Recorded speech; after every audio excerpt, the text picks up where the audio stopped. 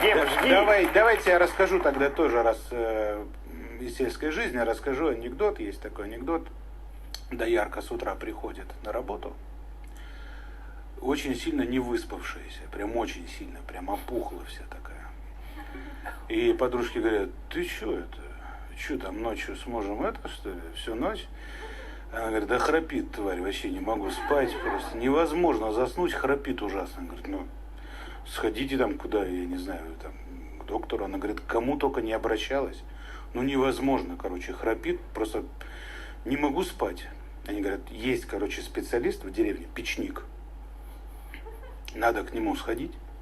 Он все решил. Он говорит: какой печник? Вы что, издеваетесь вообще?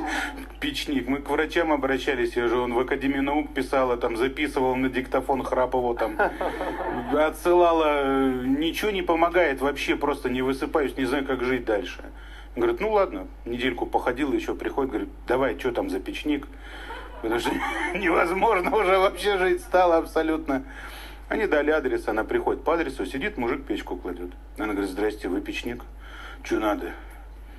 Он говорит: да у нас такая проблема. Он говорит: что, муж храпит? Она говорит: да. Они заколебали, вы, конечно, вообще работать не даете. Что, как он у тебя спит? Он говорит: ну как спит? Ну, как все спят, на спине спит. И храпит. Ну да. Ну вот ляжет спать, заснет, ему ноги раздвинь. Она говорит: в смысле? Говорит: ну, ляжет спать, раздвинь ноги и все. Отвали, короче, мне некогда, давай, иди отсюда. Да ничего не поняла, такая: ну, пойду домой. Ходит вокруг мужа весь вечер, смотрит на него, говорит: ты что? Он говорит: да ничего, все нормально. Легли, короче, спать.